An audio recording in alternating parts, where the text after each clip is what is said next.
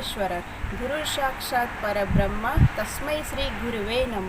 નમસ્કાર, હું કૃષ્ણા પાઠક વડોદરા વોઇસના તમામ દર્શક મિત્રોનું હાર્દિક સ્વાગત કરું છું. આજે તારીખ 21 જુલાઈ 2024 એટલે કે ગુરુ પૂર્ણિમા. ગુરુ પૂર્ણિમા નિમિત્તે તમામ દર્શક મિત્રોનું અભિનંદન. શું ગુરુ પૂર્ણિમાનું શું મહત્ત્વ હોય છે? ગુરુ એટલે શું?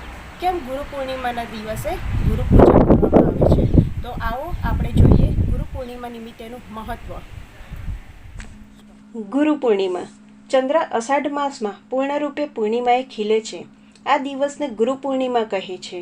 ભારતીય સંસ્કૃતિમાં 16 પૂર્ણિમા પર્વ ઉજવવામાં આવે છે, જેમાં ગુરુ પૂર્ણિમાની ઉજવણી એટલે અંધકારથી પ્રકાશ તરફ પ્રયાણ કરનાર પૂર્ણિમા. ગુરુ.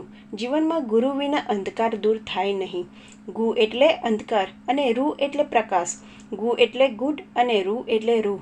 આત્માની ગૂઢ શક્તિઓ અને રહસ્યો જાણવા માટે જિજ્ઞાસુ એવા પ્રકાશિત આત્મા પ્રાપ્ત કરેલ મહાપુરુષના દર્શન કરી તેમને જીવનમાં અહમ સ્થાન આપે છે અને તેમના દર્શાવેલ માર્ગ પર પ્રયાણ કરી સ્વયંનો ઉદ્ધાર કરે છે. તે કર્તવ્ય કરનાર શિષ્ય તરીકે ઓળખ પ્રાપ્ત કરે છે અને જે મહાત્મા આ પ્રકાશનો માર્ગ આપે છે તેમને ગુરુ કહેવામાં આવે છે. આપણું શરીર અને આખું વિશ્વ બધું જ રહસ્યમય છે.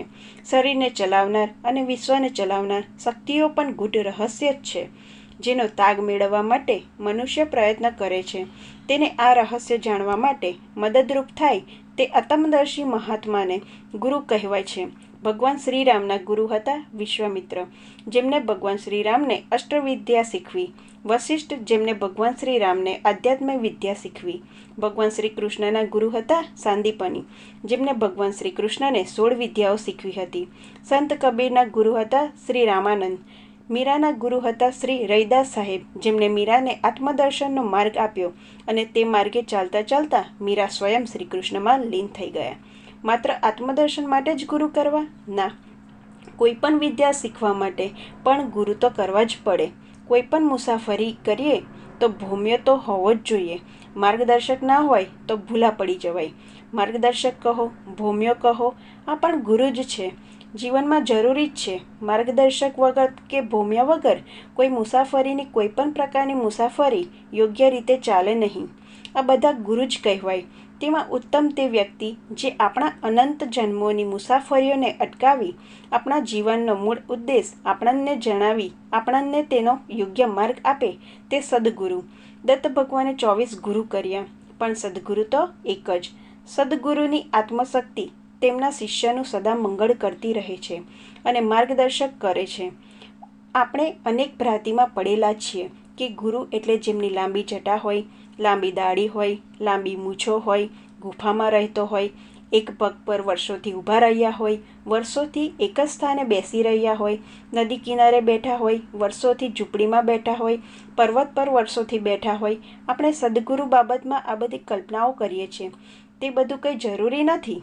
સદગુરુ સંસારી પણ હોઈ શકે, સારું જીવન જીવનાર પણ હોઈ શકે, સારી જોબ કરતા પણ હોય, વ્યાપારી પણ હોઈ શકે.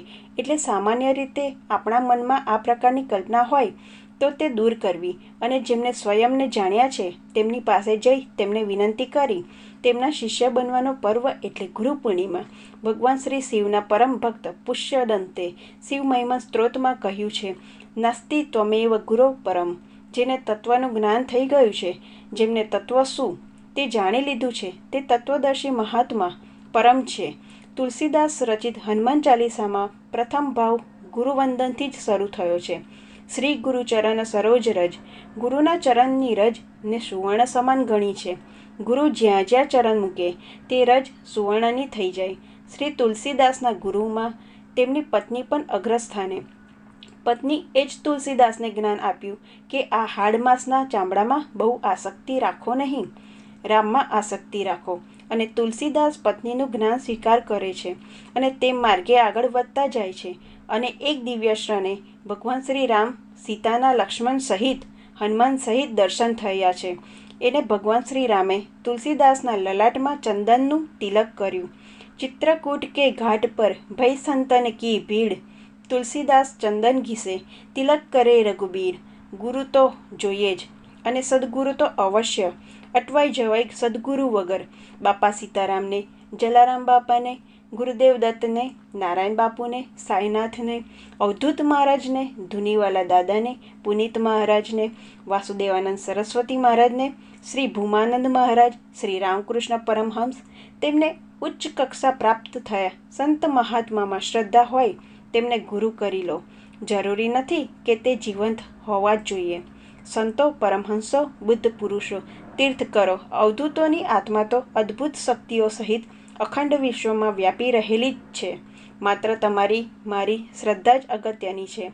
માત્ર વેશભૂષા જોઈને, ખોટા આડંબરથી આકર્ષાઈને, ભાપકા જોઈને માત્ર ઉપદેશો આપ્યા કરતા અને સ્વયંના આચરણભીન હોય તેવા બગભગત સાધુઓથી ચેતવું. આ કળિયુગ છે ભાઈ.